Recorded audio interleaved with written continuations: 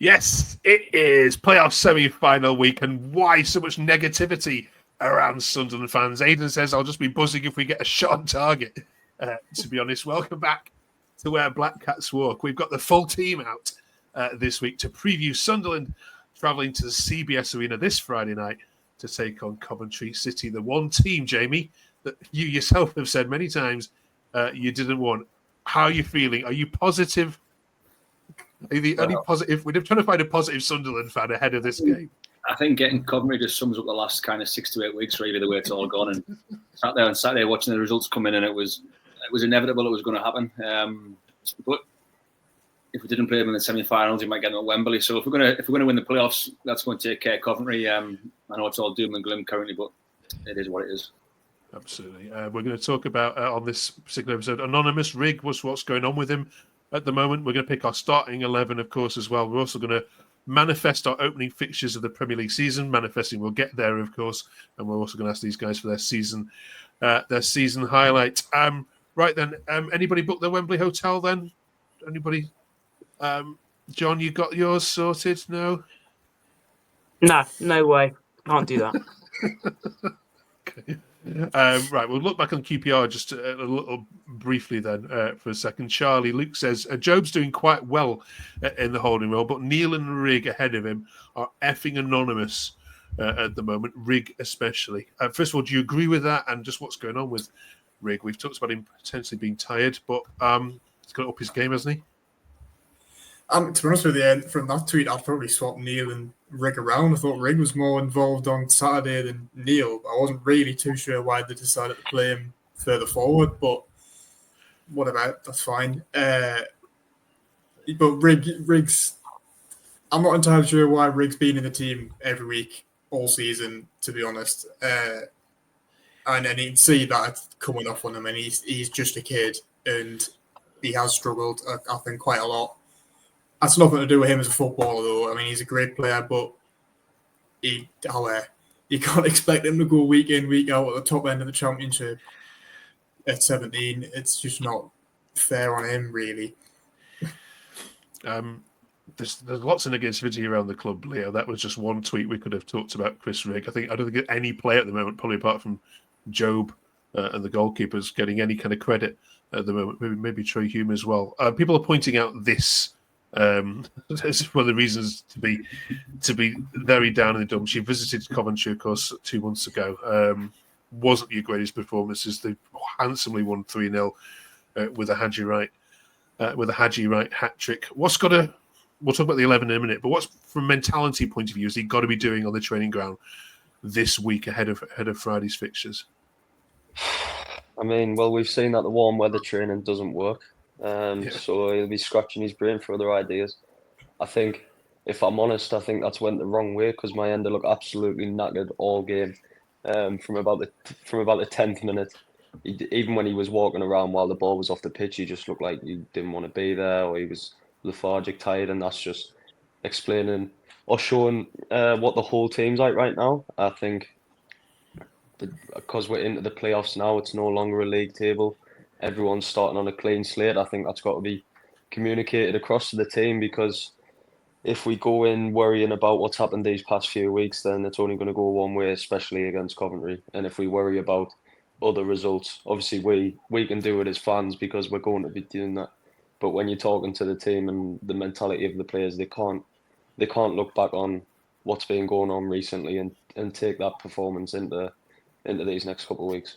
Yeah. Dylan, it's great to have you back. I know we haven't seen you for a while for work reasons, but you were known before as the most positive Sunderland fan. Are you a positive Sunderland fan about these games? Can you snap out of this malaise and you're going to be positive you're heading to Wembley? I mean, I'm doing my best to be positive. I think obviously there's a lot being said of our absolutely abhorrent record against Coventry. We haven't beat them for, I think, something like 18 years. But these are two isolated 90-minute games of football, and all that matters is who shows up on the day.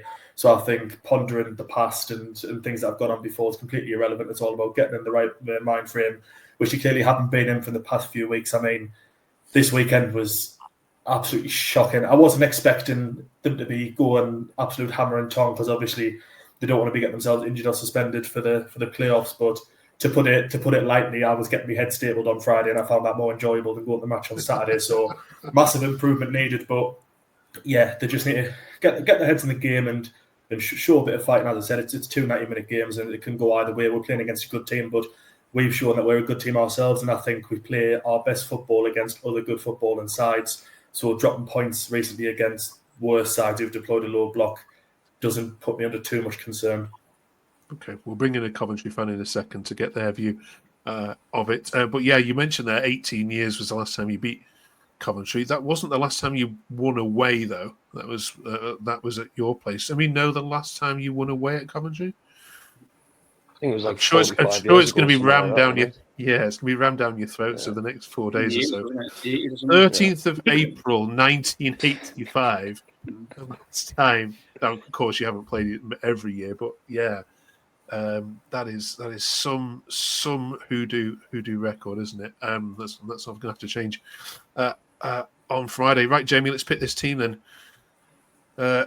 Shall we, for us? Let's have a look at the last team, first of all, that went to the CBS and got battered. We had Patterson in goal. The defenders were Sirkin, Human, and Metham, and you can see the midfield. Let's do the defenders, first of all. Jamie, who'd you start in that back line? Trey Hume starts. Dennis Sirkin starts. I think Albray will play Metham in 09, but I personally play Dan Ballard. I just think he's got that Lionheart kind of spirit about him. He'll put his head places that others wouldn't. He'll fight, he'll battle. And I think the 2 guys that played Saturday, they struggle against big physical centre forwards. The guy Frey from QPR on Saturday was a real nuisance to them, just with his aggression, with his hard work. And I think Ballard stands up to that sort of attitude, and he kind of starts for me every other week. Yeah, John, do you agree? So, John, do you agree with that, Ballard? Yeah, I would definitely have Dan Ballard in. Like Jamie said, he's more of a warrior, stick his head in there.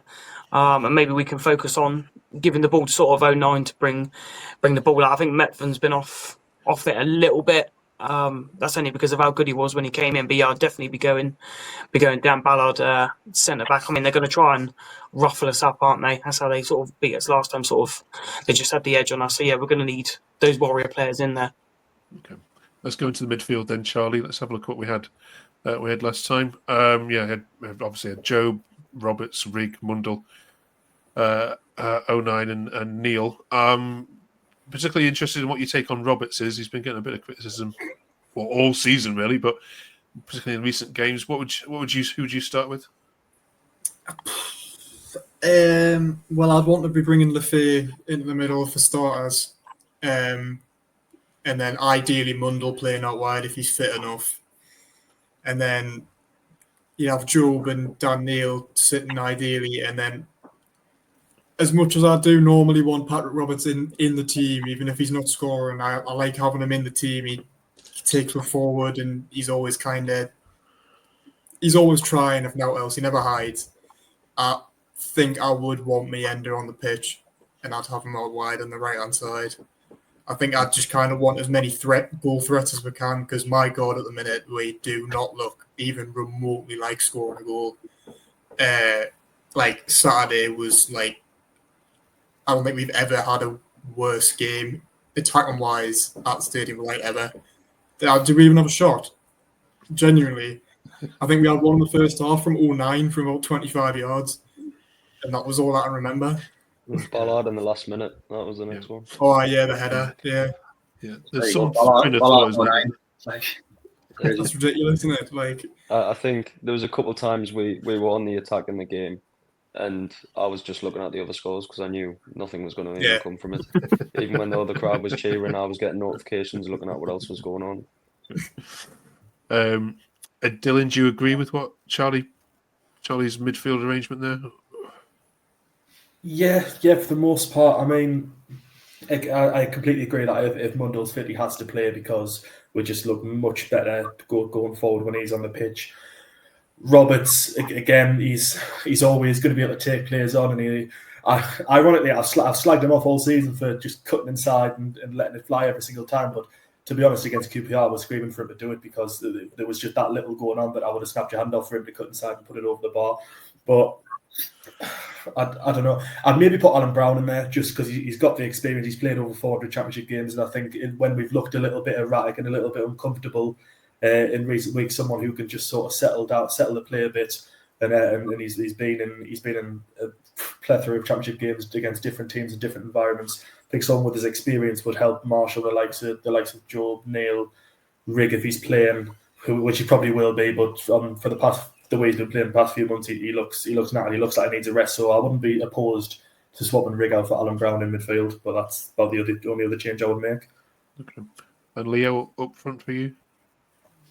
I think if we're going off what Charlie said, saying he'd prefer Mayenda on the wing, I think I would want Isidore starting up there purely for the fact of what Jamie was saying, how physical of a team Coventry can be and how much we've struggled against physical teams. We're going to need someone to, there might be a time where we can't play the fancy stuff for them and we've just got to lump it up and he can win the flick-ons to Mayenda or whatever.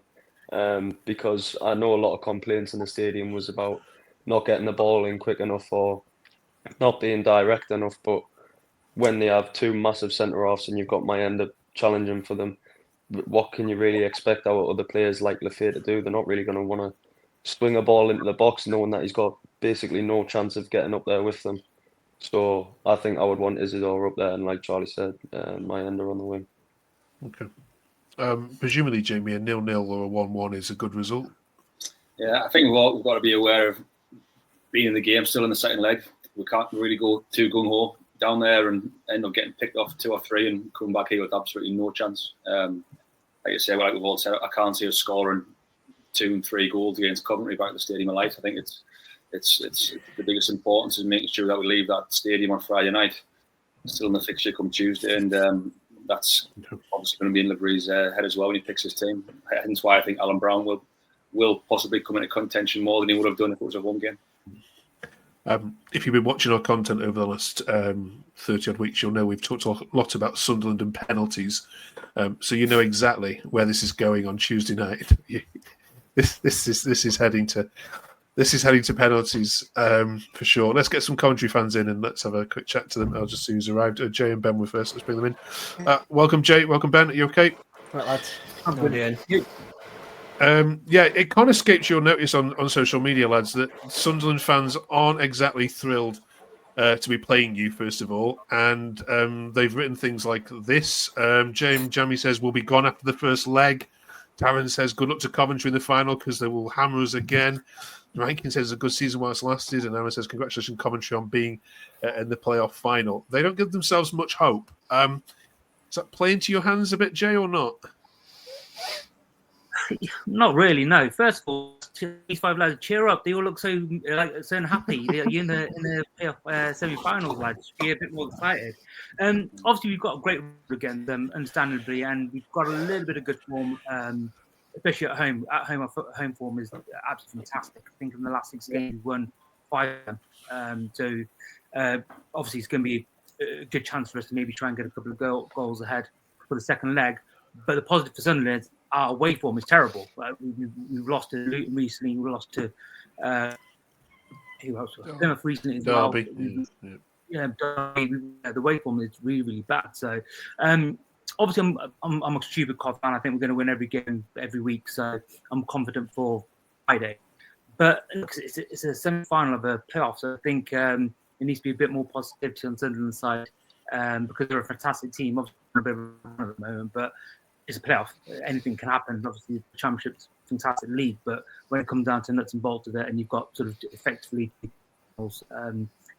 Friday and Tuesday, one thing goes your way, you get a fluky deflection, pops, a goal goes, then you get a bit of momentum behind yourself. So obviously, Coventry can have to be fully aware of the threats that Sunderland offer, because obviously got a lot of young legs, a lot of sort of energy in that team, and you've got Lafay who can sort of create something out of nothing, really.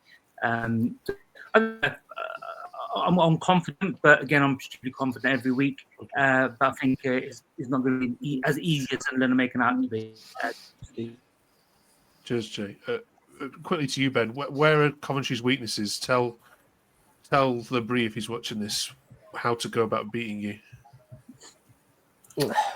I think I was listening to what Dylan was saying just then in the waiting room, and I think he's right when he says Alan Brown. I think the game will be won and lost in midfield, and I think if they play that young three again, then there'll be big problems because our midfield three now has got a lot of experience with Ben Sheaf, Matty Grimes, and Jack Rodoni. I mean, it's just working so well, and I think they've just got a lot more experience than them. But if every time we play Alan Brown, when he play, well, put it this way, we lost to Preston for God knows how long. Alan Brown left, we beat him the next season. So we're talking like all his career, they never lost. So I think he could be a big key for them. But yeah, if you're talking about weaknesses, left back, I'd say. Yeah. Okay. Does it bother you? I mean, we can't show this because it's a Newcastle post, but we'll bring it up anyway. Magpie Media is a message to Coventry. Don't mess this up, lads.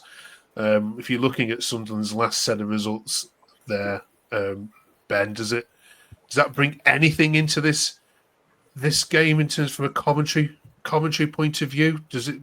Yeah, it does. The way you start the game. Momentum's big, isn't it? But for some reason, just being a pessimist, I'm thinking that Labree's planned it and he's just gonna say, "Go right, go." Do you know what I mean? But I don't know. I think the form team usually does well in the playoffs, don't they? But there's not really one, is there? Everyone's not been great at the minute, so yeah, I can't imagine it's good for the young lads' confidence though. That run of form. Yeah. Okay. John, in terms of Coventry as a side, this is clearly would you prefer to play Sheffield United rather than Coventry? Just out of interest? Nah, not for me. I think the last 5 games, how poor we've been, I think we probably needed a good kick up the backside, and I think this is it. I'm not saying that it's going to be easy because it certainly won't, but I think if we'd have played Bristol City, we'd have been like, oh, we can over 2 games we could beat them. But I think I'll probably stand alone here. But I think Coventry is probably the best thing that we needed because if we're really going to do it, we're going to have to do it sort of properly and beat a very good team and sort of turn around some. We haven't won there since what we said 85, and they're always a team that always up for it, always seem to bully us and just have that edge on us. So I think if you're going to do it, there's not a better way to do it. So I'm more than happy because I think, like I say, where we are at the moment, we do need a good kick up the backside because the last 5 games, probably even prior to that, just haven't been good enough. And if you want to go up, you have to do the business. So that's where we are now, and it's 2 isolated 90-minute games. And like I say, anything can happen. Form, no form, momentum, no momentum. Like if we went up, everyone's going to say, well, they didn't have any momentum. If Coventry go up, it'd be a little bit different. They went into it sort of on more of a momentum than we did. So for me, perfect draw. I think that's what we need as a club at the minute. Okay. I was talking to my Everton friends before the game at Ipswich, and generally the feeling was Premier League fans would want both of you in the Premier League. We need to kick out Brentfords and Brightons and Fulhams and have Sunderland and Coventry in there as well. Unfortunately, one of you is going to be down back in it, and one of you is going to be in Wembley way. Dylan, give us a score prediction first off for this first leg this Friday, if you can, pal. I'll say a conservative 1-1 because I think if we come to the home leg a goal down, then we could be done for. So I'm going to optimistically say that we'll come away with at least a draw. So I'll say 1-1. Jay, would you take a 1-1 in the first game? 100%. Like I said, come back to the stadium on Tuesday in the game and full house, 48,000 there. And I think the fans will turn up if that's the situation. Yeah. I mean, Charlie, the Stadium of Light's been pretty bad in terms of atmospheres. Understandably so, given the results, but it's going to have to turn it on, isn't it, Tuesday night? Yeah, well, it'll be. I imagine it'll be good from the off, and then if there's something on the pitch for them to get behind, then it should be good. But that hasn't really happened very much this season in general, to be fair. So we'll see. Okay. Well, you did go 2-0 up early against Coventry last time you played them at your place. It's a shame you didn't see that through. Jay, give us a score prediction from your side. At home, we're really, really good. So I'm going to be positive. I'm going to say 2-0 Coventry. I think what it is, Jekyll and Hyde, home and away forms. So we need to get a couple of goals. It's more hope than anything else, but it's, Okay. All right. Well, we're looking forward to 2 very loud stadiums and hopefully some decent football. They never are good games, these are they? To be honest, it's full of nervous scrappiness. All right. Cheers, Ben. Cheers, Jake. We'll catch you on the other side of this. Thank you very much for popping on and joining us. Appreciate it. Good, Ben. I don't think he means that. Yeah. I wasn't wishing him good luck like he's dying. They don't need any luck. Right. We've got to ask this because we're manifesting it just quickly.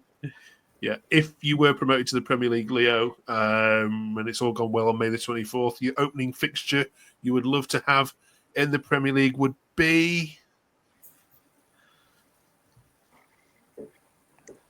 Ooh, well, I would hate having a derby day on first game of the season because that could just set the standard for the whole season, and then it's all downhill. Because if we were to go up and play them first, especially if it was away or something like that, I would just see us getting absolutely battered, and they would just say, "Yeah, welcome back." But I think they usually do it where the first game of the season's one of the newly promoted teams against like a big boy. Usually, I would like I don't know, just like a Liverpool at home, a Chelsea or something like that, just to get the feeling back around the stadium that we're back to the top level. Definitely not like one of the just mid-table dross like United. I know it's dangerous talk this, but that's fine. And finally, then, just a couple from you. What's been your season highlight? I mean, it's been a great season overall. If you take away the last 2 months, Dylan, there's been so many tweets from Sunderland fans calling out the last 2 months. Twitter's been in meltdown. But let's shove that to one side. What's been the standout memory, Dylan, from this moment? You can't have Melee dropping the ball either before. It's got to be no. If we go on individual moments, it's got to be something like Isidore's goal against was it Hull when he's carried the ball length of the pitch and chipped the keeper. I would have said Mayenda had we actually got anything from that game, but we didn't. But in terms of from a team perspective, I think it's got to be that win at Swansea because we looked dead and buried after conceding the 2, and the fact that was the first game where we showed real fighting spirit when we were behind and we brought it back and we got the win, and it was some great goals scored. So I think that Swansea game is probably going to be it for me. Oh, okay. And Jamie, give us yours. Individually, I'd maybe say the double over Borough, home and away. But I think that the first period of like 10 games at the start of the season where it was like, whoa, hang on, we're flying here, top of the league. I think they had a chance to go, or if we did go 5 points clear at one point, and it was kind of, what's happening here sort of thing. Then we played with a positive attitude, like high press, got after teams, and we looked like we'd beat anybody. And then it's obviously unravelled slightly, but Borough home and away and as a kid. Okay. All right. Well, if it makes you feel any better, we've been asking all the other clubs which side they would like to see win this, and apart from one, so far most of them said they want Sunderland to beat Coventry, and that obviously it was Borough themselves who couldn't stomach you winning any more games. Right. I can say good luck because I'm a neutral. I'll be watching. We're watching on Friday. We're watching on Tuesday, and then of course we'll be doing a live version of this next Wednesday night at 7:30. So join us for that. Either way, the result has gone. Either we'll be wallowing in grief, or we'll be celebrating, looking ahead to Wembley. So do join us for that next Wednesday. Enjoy the 2 games. Thank you so much for joining us. Thank you very much for watching. We'll see you after it's all said and done. Good luck.